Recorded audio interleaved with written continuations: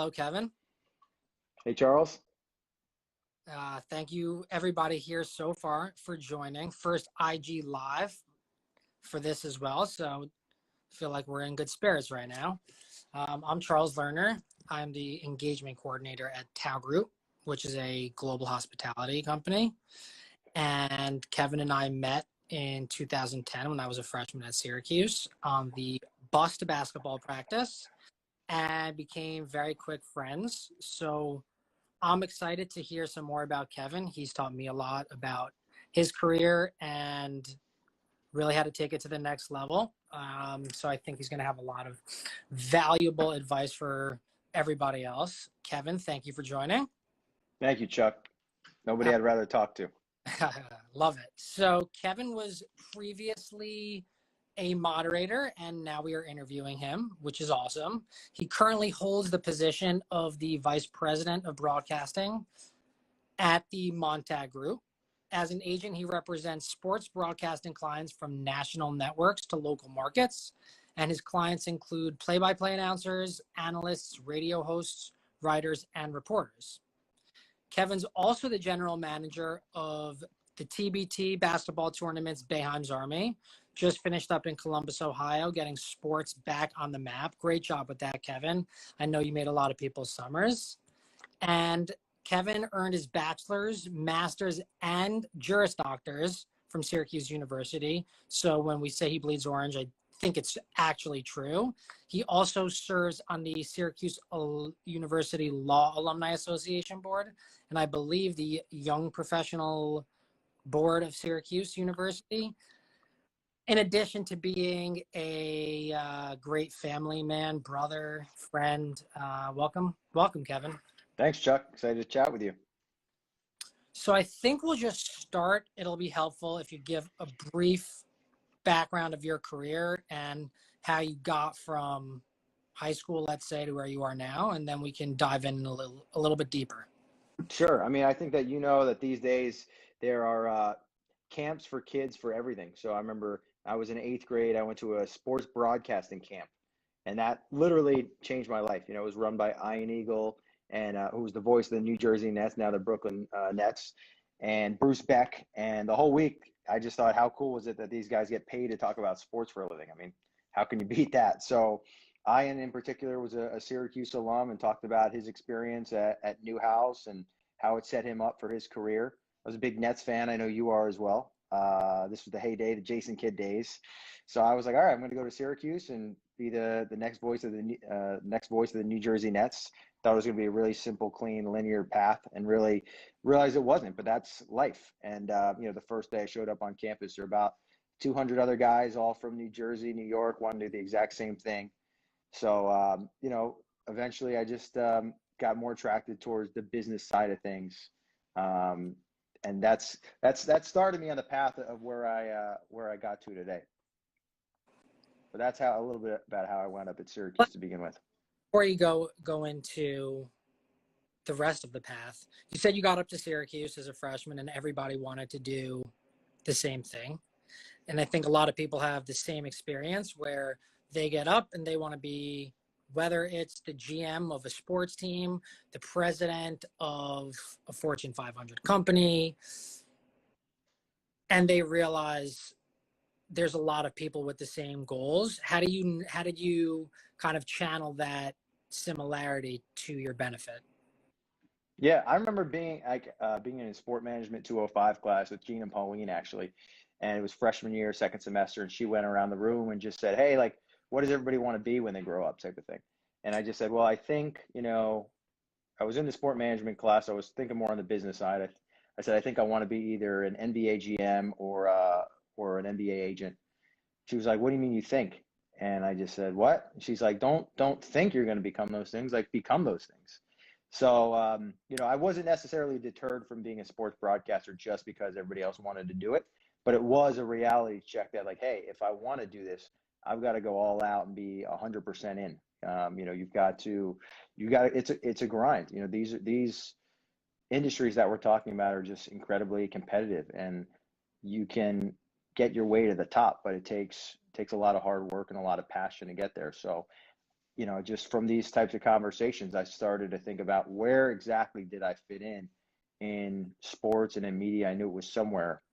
And it was actually just as simple as connecting the two. I mean, I was talking to my advisor once, told her I was thinking about being an NBA agent or still going into sports broadcasting.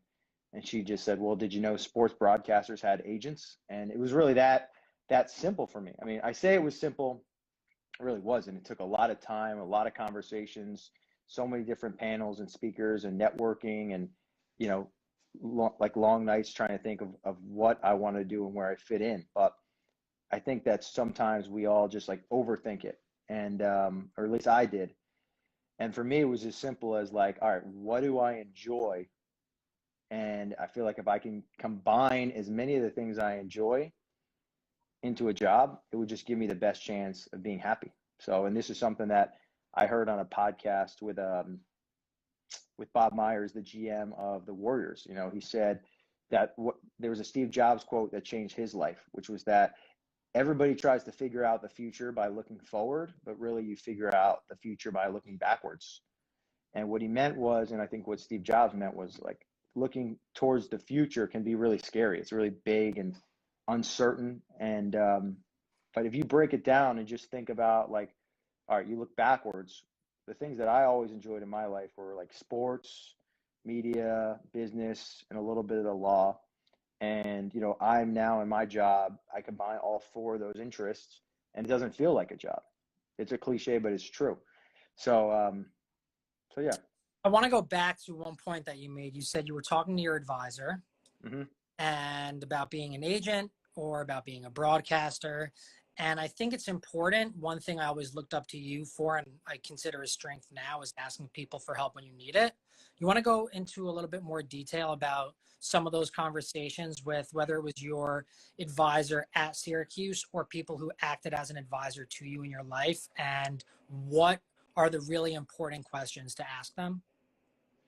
Yeah, I mean, I don't, I just, I just know that I don't have all the answers, right? But and I learn, I think, by listening, and I think that's how we all learn. So, you know, I would just go to people that I trusted and talk to them what I was thinking about. And, you know, another thing that same advisor, Karen McGee from Syracuse, told me, again, something like things I'll never forget. She said, the first steps to figuring out what you want to do are first figuring out what you don't want to do.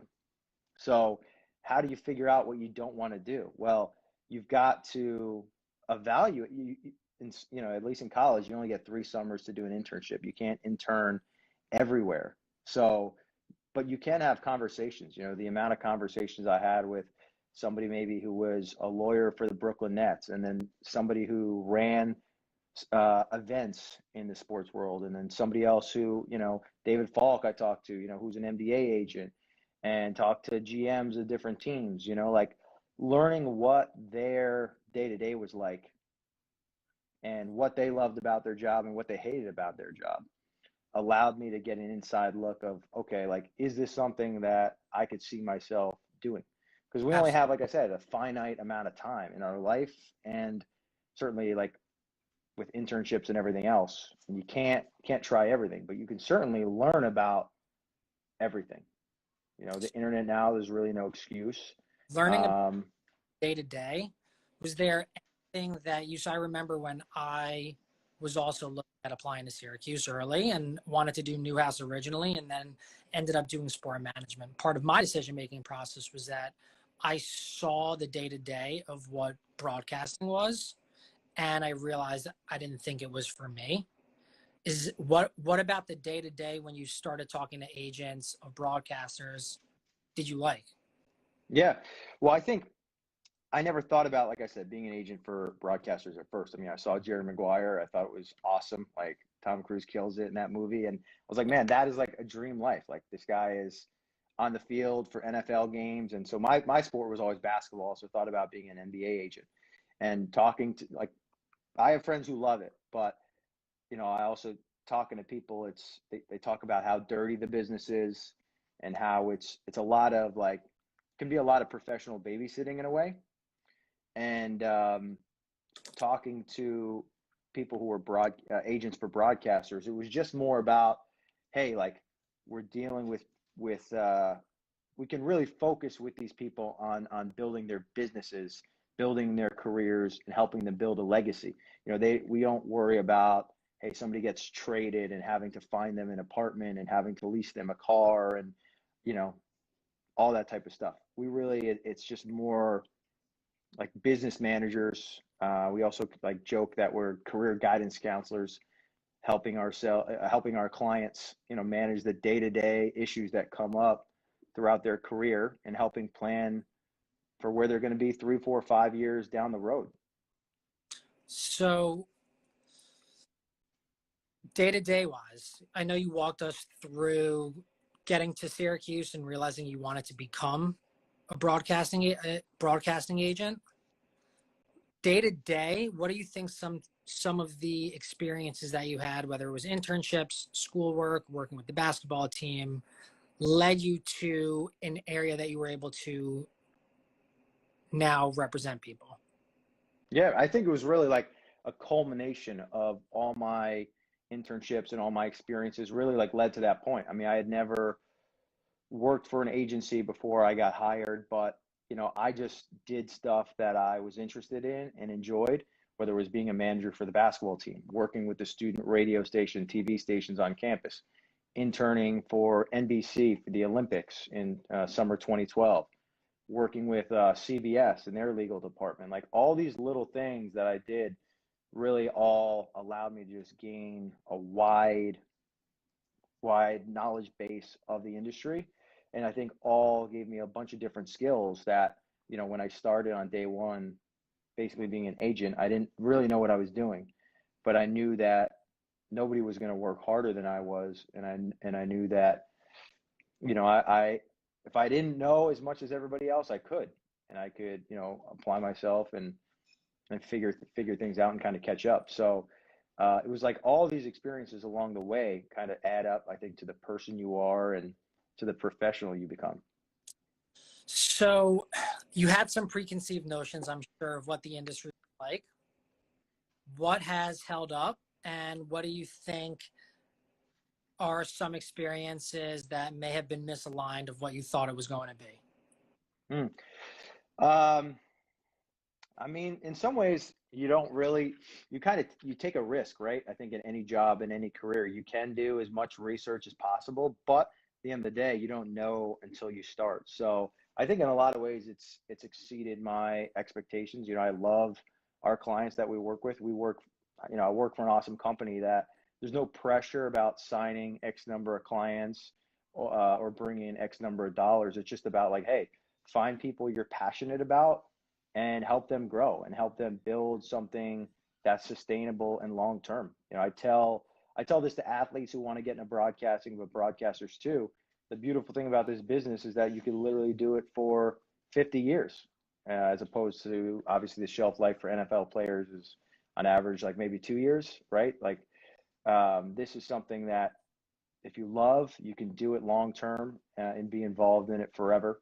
So I've enjoyed just being a part of the journey along with our clients. Like there's nothing better than giving them a call and saying like, hey, you got this dream job, this awesome opportunity, because I know how hard they work every day for those types of jobs. The worst part about the job is, calling a client with bad news. But, I think that is our job to help navigate those minefields. And look, every career is going to have ups and downs, but I think that we want to, we want to help capitalize on the ups and maximize the ups and make sure that our clients' careers continue to stay on that upward trajectory.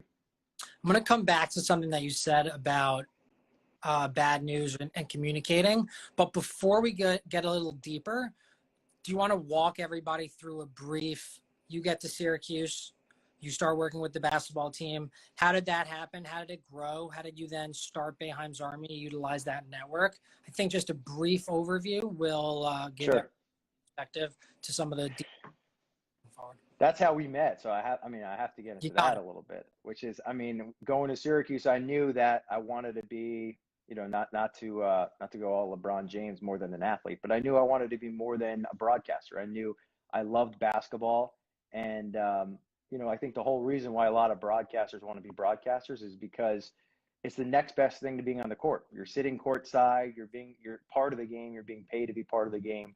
And that's really what we were as managers, like we weren't out there playing, but to me, it was the next best thing, flying on chartered planes and getting the Nike gear and being in the locker room, being able to listen to Coach Boeheim.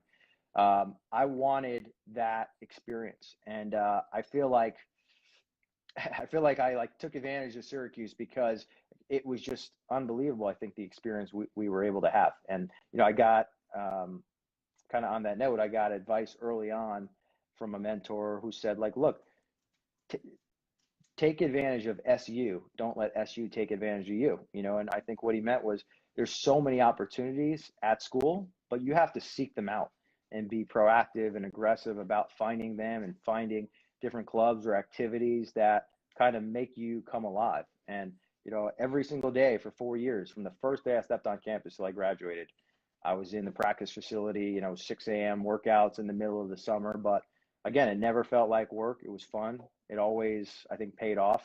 Senior year, going to the Final Four, you can't beat moments and opportunities like that. So you've got to, capitalize on these opportunities when they come up.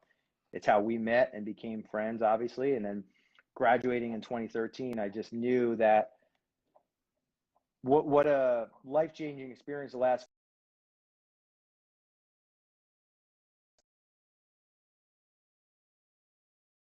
Did I lag out? Did I lag out, or you lagged out? No, I lagged out. I was getting a call. Okay. Oh, no, all good. I was saying that, the 4 years were so awesome with the program, and I just knew, like, I can't let this go. I've got to stay involved somehow. So there was a guy who I know from New Jersey basketball circles came to me and just said, hey, we've got this crazy idea to run a basketball tournament for $1 million, and it's going to be on TV. It's going to be awesome. I mean, I thought it was a scam at first. And that first year, what'd you say? Who was that? His name's Rob Kennedy. He runs. He went to my high school, CBA, about 30 years before I did. Rob Kennedy. And he runs the hoop group and short shots out here, all in Jersey, but all up and down the East Coast, Poconos camps and stuff. So that first year, we did not put a team in, but I saw a Notre Dame alumni team won it. And after that, it was like, all right, if Notre Dame can do it, Syracuse can do it. And we've done it the last 6 summers, I think, pretty much better than anybody else in terms of building a team and building a brand. And we have the best and biggest fan base and baddest fan base in the whole tournament. We sold out Brooklyn, Atlanta, Philadelphia, Chicago, Baltimore, Syracuse last year. Yeah, we had home games in Syracuse, which was cool. We haven't won the tournament yet. We will. And I think we're like the 3rd winningest team in tournament history. It's really hard to win a bunch of games in a row, obviously. But, I just think that what'd you say, Charles? Speaking it into existence, I think, is a very important part of life. So you said also taking something that you and I as managers, I think we're able to use to our benefit. And I think taking advantage, when people hear that, they associate it negatively, but there's a way to take advantage of things, whether it's people who want to be part of Boeheim's Army, whether it's somebody saying that you meet at an event, reach out to me, let me help you. Taking advantage of relationships in a good way is something that I'm sure helped you get this position that you're in now. Do you have any advice for anybody listening about how to take advantage of relationships, but doing it in a way that's mutually beneficial? Good question. I mean, I think the easiest way to do it, but it's also, it's not easy, but the simplest way to do it is to try to provide value, I think, to the other person. So what I did when I was at school, being a manager for the basketball team and having like access to the practice facility and practices, if there was like a big alumni coming to campus that I wanted to connect with, I would invite them to practice, or invite them to the Carmelo Anthony Center for a tour and just say, hey, like, I don't know how long you're in town. I'd love to connect, and I'm part of the basketball team and da-da-da. So look, not everybody can do that, but I think everybody has something unique, right? And I remember there was a one time I was able to meet Carmelo Anthony's manager, and I was able to meet him because I was the only one who would volunteer to drive him to the airport at 4 in the morning, the day after a game, and we've continued to stay in touch throughout the years. So, if you can find ways to bring value to other people and just genuinely show interest in who they are and what they've done, I think when you network with people, you don't want to just ask them like, I'd love to hear about like your career. Tell me about your career. Because now in 2020, like, it's almost insulting, I think, because you can find out about somebody's career on your own, online. Everyone's done podcasts and articles or Instagram, LinkedIn pages, but find something about their career. Hey, like, I know you went to law school. I'm thinking about going to law school. What was that decision like for you? Because it's something that I'm like wrestling with. Try to be specific about the networking and the asks, and as opposed to just kind of the generic, I'd love to learn more about your career type of thing. The being specific, I think, also is a very important aspect in that, especially because a lot of people had the help when they were in our situation, young in their career, and now they want to return the favors to young people, and then it'll be our responsibility to do the same. Yeah, I would just, if I could just jump, more networking, like, tips that I live by are, yeah, I think you hit it on the head, where everybody was helped by somebody else. And especially with the Syracuse connection, I feel like that connection is so strong. Anytime I reached out to an alum and said, hey, I'm a sophomore, I'm a junior, this is what I do, and like, I look up to you, they would always hit me back. And I think that bond doesn't exist within all schools, but at Syracuse, there's a passionate base that I think people, when they graduate, they still watch football and basketball games, and they still care about where they came from, and they remember where they came from, and they want to give back. So I just think you can't be shy, and you also can't be shy about following up. A quote I live by is like, the fortune is in the follow-up. The fortune is in the follow-up. I just think that that's so true. We all get so busy.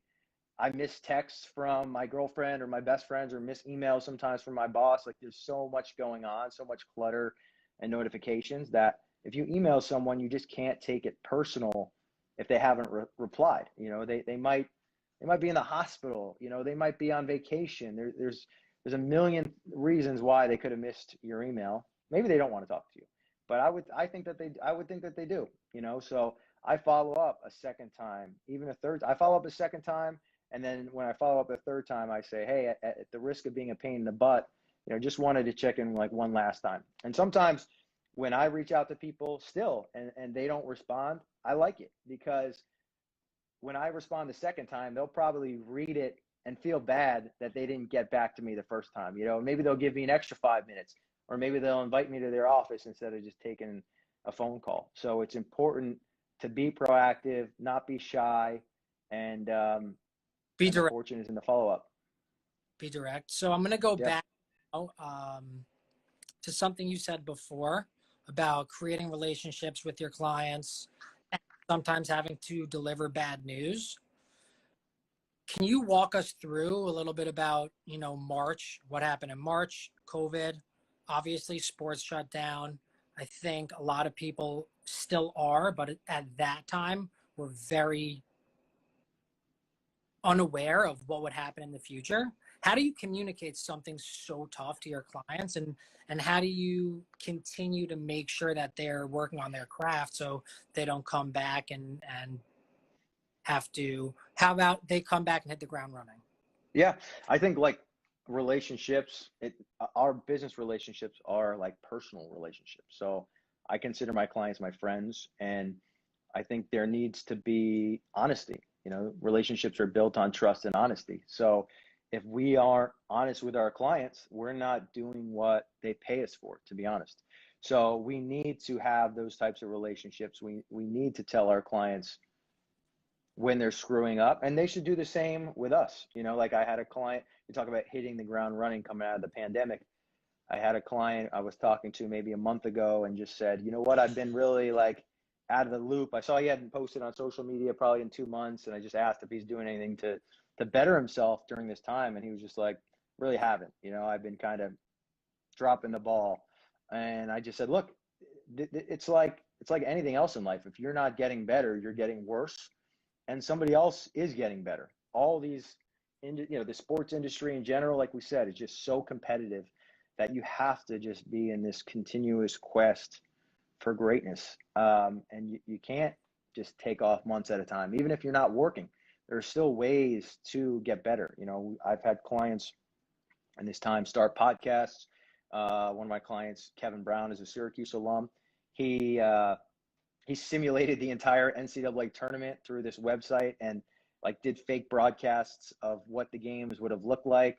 And we have clients like even doing stuff like this, Instagram Live, it's still reps for our clients and ways to get their name out there and continue to get better. I'm telling my clients to get on TikTok and kind of flex creative muscles that way and be spread across platforms. So it's not easy to deliver bad news, but I think that if we have good relationships with our clients, we can always be honest with them, and they know that like we want them to be great. We want them to be the best versions of themselves. So honesty is the key.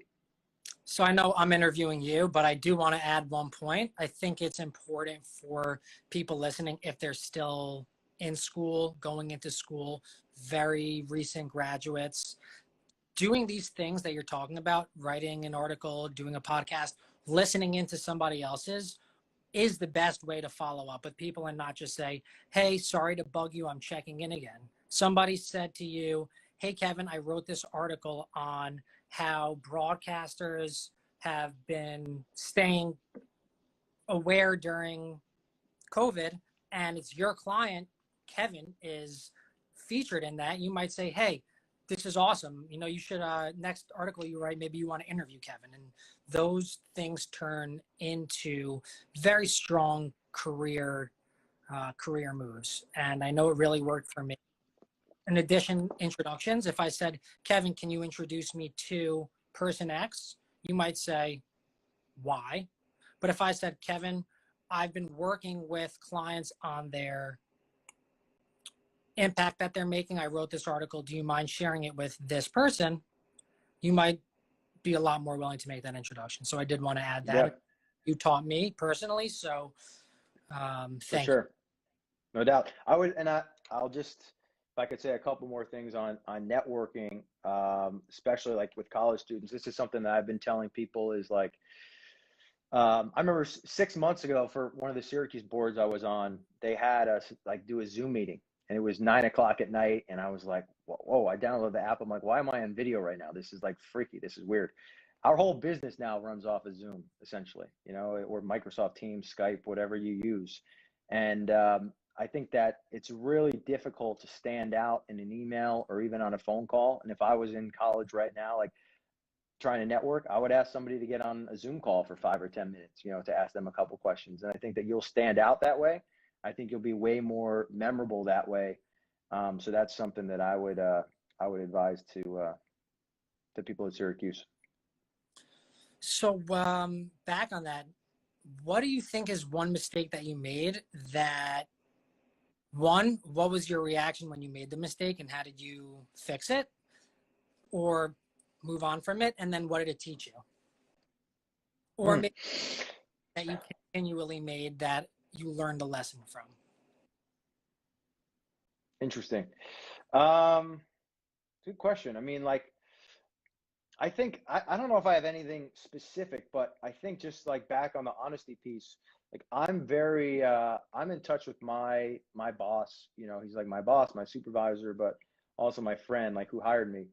I mean, he's the president of the company, but I stay on top of him about things that I could be doing better, like you read any articles about like the Tom Brady's of the world, like Bill Belichick coached Tom Brady harder than any other player on the Patriots, and Tom Brady wanted that. And eventually, like, maybe he didn't, and that's why he left, but he wanted it for 20 years. And so I'm always just trying to get good, honest feedback about like my performance and what I can be doing better. And I think that that's what we all should be trying to do if we want to be the best versions of ourselves, So that's how I learn. I think that we're all like a little in the dark sometimes. We think we know what our strengths and weaknesses are, but we don't know like, how we're perceived by other people. I think we know, but we don't always know. And especially if you can lean on somebody like my boss has been doing this for 30 years, there are things that he sees that I would never think about. So um, when I make mistakes, I just talk to him, and or even when I don't, I'm trying to get feedback from him about just ways to improve. Back to your point too about being honest. If you make a mistake, it's really, for the most part, in what we're doing, not the end of the world. And being solution oriented and admitting that you made a mistake is probably something that helped you in your career, because no excuses. Nobody really cares if you made a mistake. Don't make it twice, and learn from it. So on the other aspect of that, what do you think is the most rewarding part of your job working with your clients? Yeah, I mean, we did. I think I touched on it a bit, but it's like we play a very small role in at the end of the day, like in our clients' careers, because so much of their success is going to come down to whether or not they can perform. It's like I think that we're the equivalent of like a coach helping a batter get up to the batter's box. We can help tell them what pitches the other pitch the pitcher's throwing and how to prepare. But at the end of the day, they're up there one on one against the pitcher, and they have to perform. So like we don't like to take too much credit, but to even play a small role in our clients' successes and see them have a lot of success is what makes this rewarding. I remember the first day I was on the job, my boss, who I mentioned before, Steve Hers, he said to me, I don't wake his biggest client for the last 30 years and my best friend has been Dan Schulman.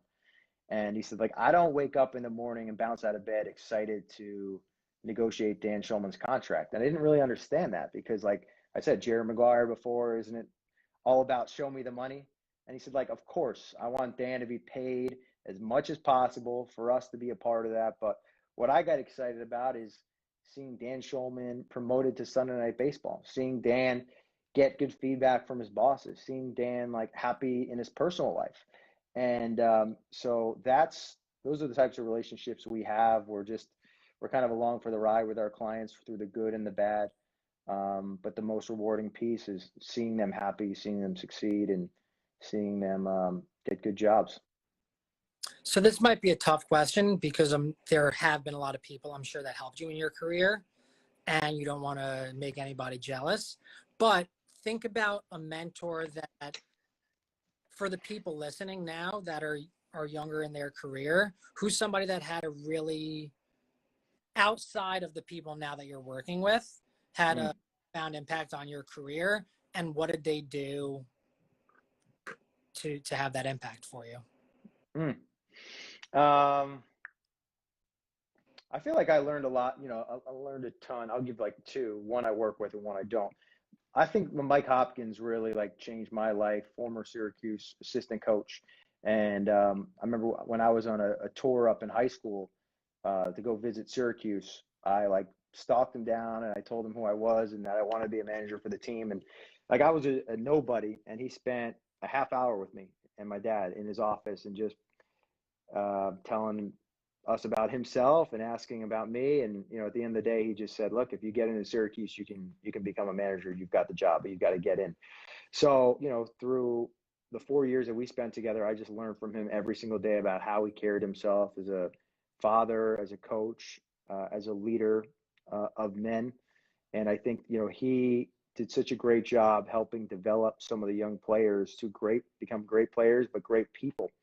He would work with players about creating like vision boards and having goals. And he helped get me into reading. He's a huge reader.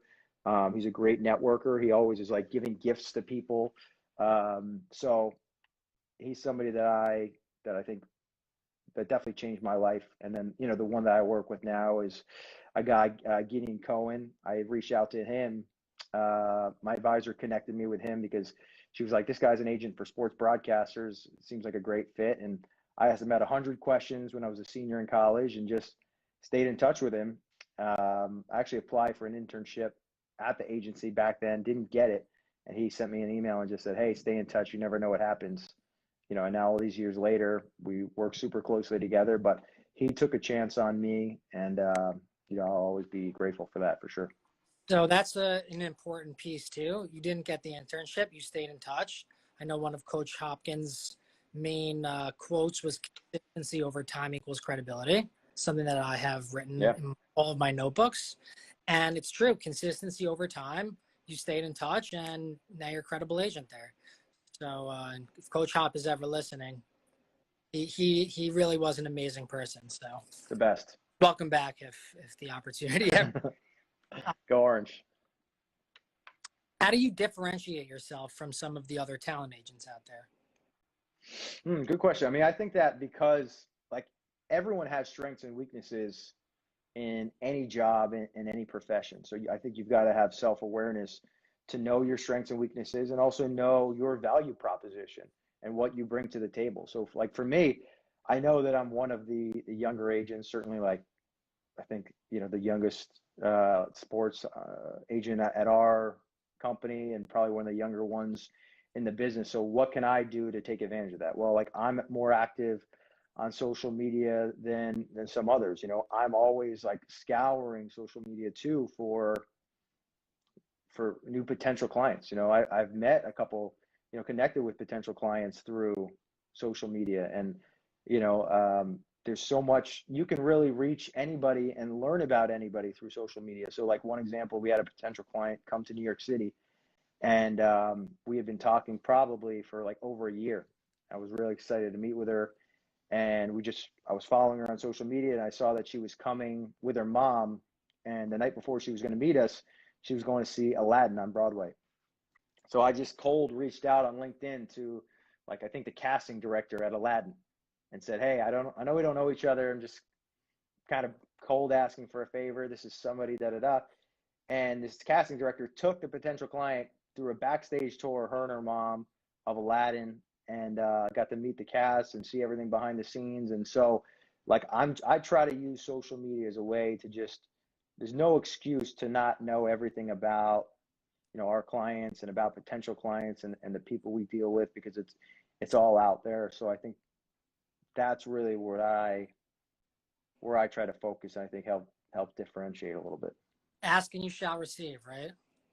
No question. So we'll get into a couple questions that we had previously, and then in a couple minutes, if anybody wants to type any questions in. First is from Mark Lomo, good friend. I don't know if he's on, but if he is, shout out, congratulations to Mark.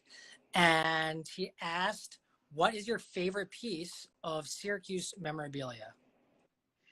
Good question. I'm just going to comp out again with two. I would say having the Final Four ring from 2013 with like big orange stone and like my name carved on the side, like that's literally priceless. And then I've got a basketball, I think you have one too, signed by Coach Boeheim. It just says, Kevin, like, thanks for everything, Jim Boeheim, signed on there. And it's got like all his accolades printed on it, Hall of Fame coach, all that type of stuff, 1,000 wins.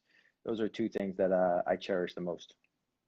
I think we probably, I got to find too a letter of rec from Coach Boeheim. We probably wrote it together. Yep. Probably did. That's a good answer. Final Four 2013. That's a good shout out. I also think it's just nice to keep those things in perspective as memories, and continue the legacy. So here's a question from Alex. What have you learned from your undergrad years when you were head manager of the team that translated to what you do with the Montag Group and beyond, but specifically with Montag? So much I learned from the team was, I learned a million different things, I think, but how kind of like the business of basketball and the business of sports worked. I just being around the team and everyone in the athletics department and all the big Nike deals and everything going on. Like I just tried to have a bigger perspective and learn about, more than just what was going on the court. And I would ask questions too. And I think that just being a part of such a behemoth, You know, it's one of the biggest basketball programs in the country and helps drive so much revenue for the school. That helped me learn, like, it's one thing to study, I think, sports management or something out of a book, but to go and do it and see one of these programs and how they operate, how they carry themselves, and the business behind it. I mean, I just learned a ton. So in relation to how you ended that, question from Danielle, really great question. Many students, including myself, question whether or not grad school is worth it, especially surrounding sports business. If you could go back in time, would you not obtain your master's or JD? Or would you have chosen one or the other? And why, outside of agent law, go hand in hand, why did you choose law school? Yeah. So I was going into my senior year, and I knew, you know, I knew what I liked, didn't know exactly what I wanted to do, was always a little bit interested in law school. Just went over, walked across campus and toured it one day, and kind of liked what I saw, but still was up in the air. What'd you say?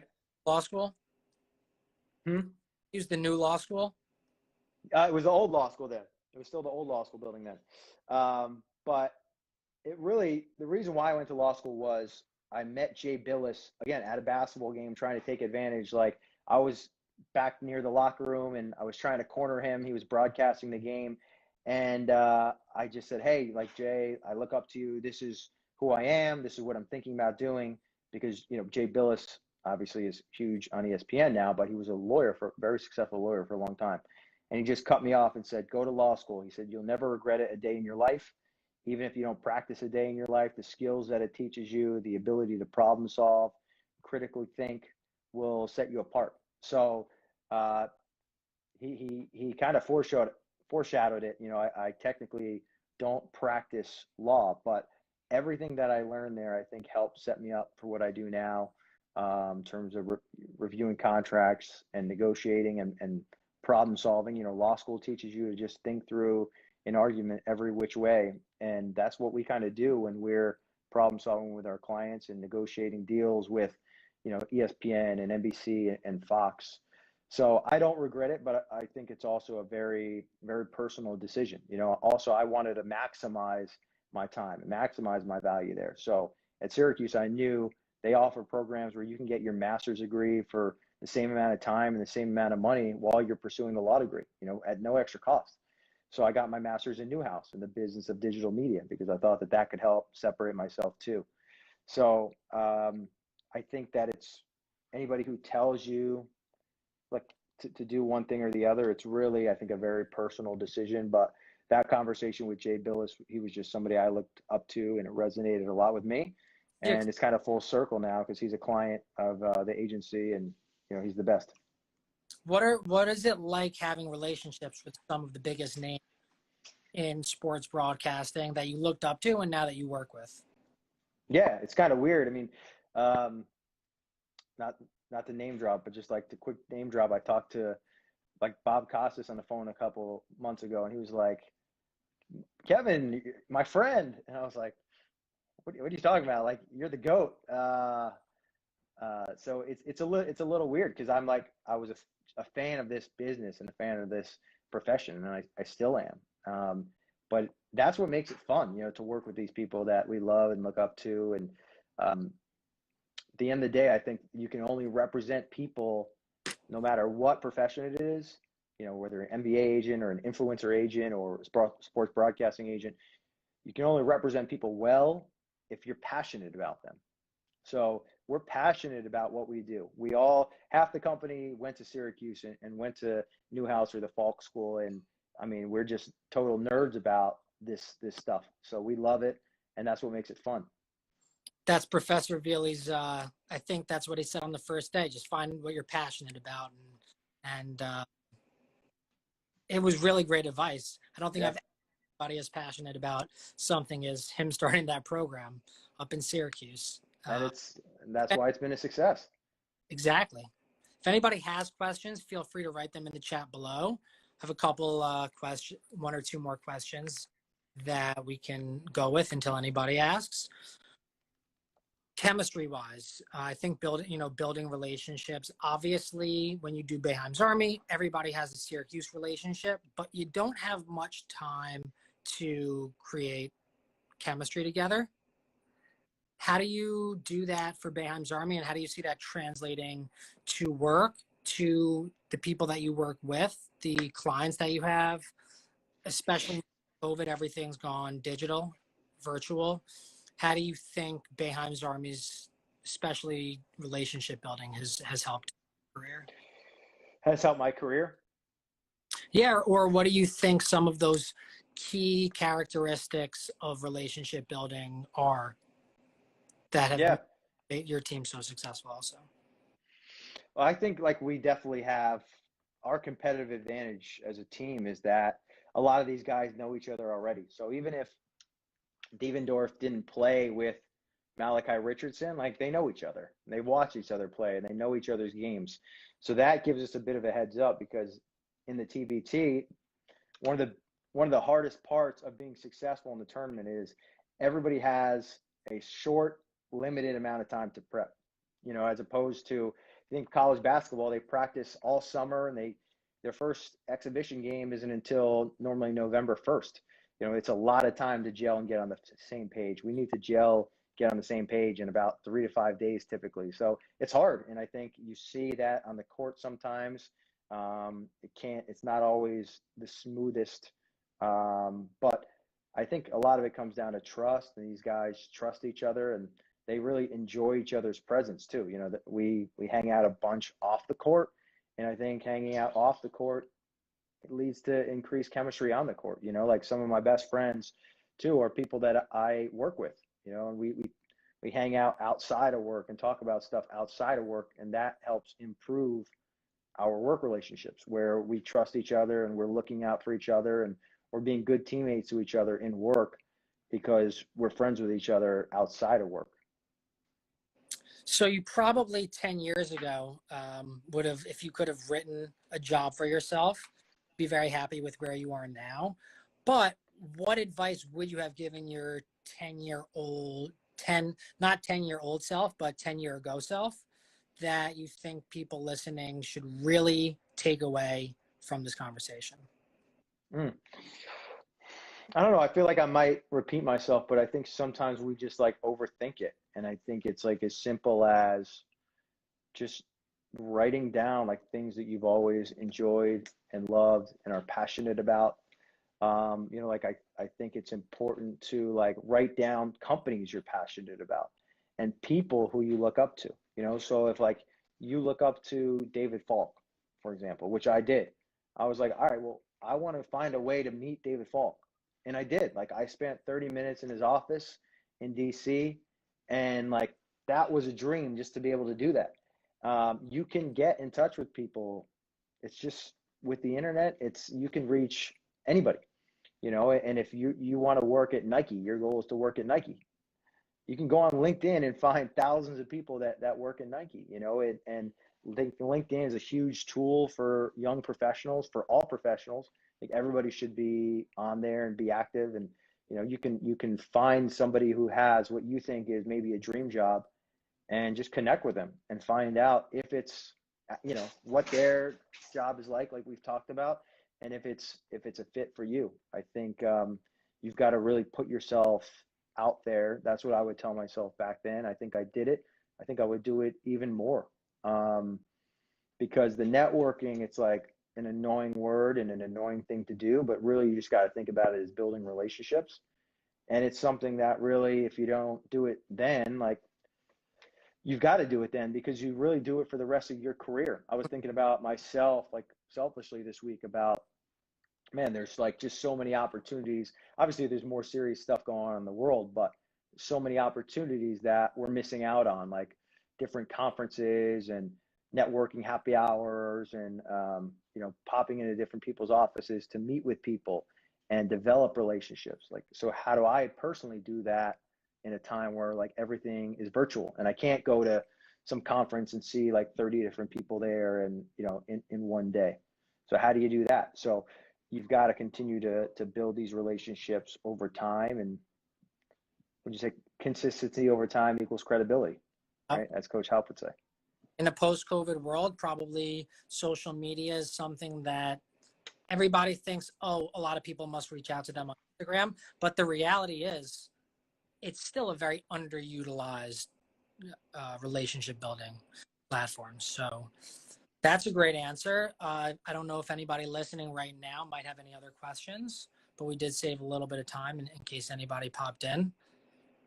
And if not, I'm giving it a couple seconds, but Kevin, I don't know if you have any last words or any advice that you think we missed out on, or something that you want to reiterate, like you were talking about the importance of social media for everybody listening. No, I mean, I think that I think we covered a lot, and you know, it really goes back, I think, to what I said about Gina Pauline in the beginning of the call. Like, if you want to do something, it's really like as simple as just going out there and doing it. And it takes a lot of sweat and grit, but I think that I think anybody can become anything today with the power of the internet and social media. So we have a question from EDEL9. Not sure who that is, but love the content. Kevin, would love to know how COVID has forced you and your work to adapt, and do you see these, I can't see the whole question, do you use these adaptations, how do you use these adaptations as benefit? Yeah, I mean, our whole company, like I said, is running off of Zoom. I mean, we're doing 5-6 Zoom calls a day, and for a while I kind of had like Zoom fatigue and was getting sick of doing Zoom calls, but then I kind of like reframed my mindset where this is the best way to be connecting with people and be building relationships. You know, like, you can't really build relationships over email. You can a little bit on a phone call, but if you can see somebody across the table, a decision maker, a potential client, like a boss, and that's what I'm trying to do personally. I think that that's what we're doing as a company. Like, everybody's leaning into video chat. Obviously, I'm not like reinventing the wheel, but really just trying to be advantageous about it and taking advantage of it. Because I think it's going to be this way for a long time. And like I said earlier, I think that anybody who's in college or young alum should be taking advantage of Zoom with networking. You know, ask people to get on Zooms and spend 5 minutes on a Zoom as opposed to 5 minutes on a phone call. It would be much more memorable that way. Virtual coffee, right? Virtual coffee, absolutely. Started doing early, and I think it really helps. Somebody asked, John G. Nolan, best Coach Boeheim stories from you both. I don't know if you remember this, but there was a team signing, and it was the year after the Final Four. And I realized that Noel Jones, it was no longer on the team. I believe he may have graduated or wasn't the right time. And his only year he played in the Final Four. So I said, I asked Raheem and Albert, who were sitting next to Coach, which, looking back at it, is a funny group of people to sit next to Coach, who is the only player in Syracuse history besides Carmelo Anthony, one and done Final Four. They were like, and I was like, Noel Jones, and Coach Boeheim laughed, smirked. It's the only time, really, I think that he fully acknowledged my sense of humor. So that's me. You have a good Coach Boeheim story. I know you have a really great personal relationship with him and his ability also with Boeheim's Army. So I'm sure you have maybe a funny story and a meaningful one. Well, I'm sure John Nolan appreciates that story from you, because before Noel Jones was on the team, he was actually our center in intramural basketball the year before. So he was a beast.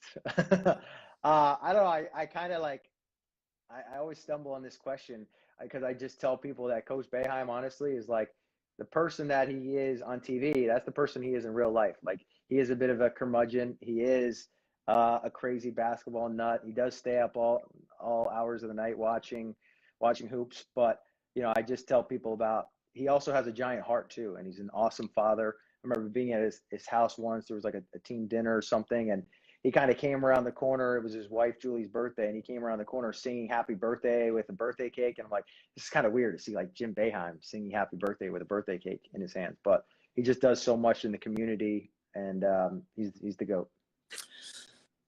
So Kevin, thank you. Where can people follow you? At Kevin Belbey on all platforms except TikTok. Somebody stole that from me, so I'm Kevin __ Belbey there. But just want to say thanks to Charles for this conversation. You're the GOAT. Awesome to talk to you as always. Thanks to Ben and the team at the SSBC, because I think I tweeted this, but they easily could have just kind of packed it in and given up on all the work that they put into their physical conference that was supposed to be a turning stone. But I think that this has been a great opportunity for students and young alums to learn. And thanks to them for having me on, because every other guest was much more accomplished. But hopefully, there's some good actionable takeaways here that we discussed today. And as always, go Orange. Go Orange. Thank you guys. And we look forward to tuning into the next series.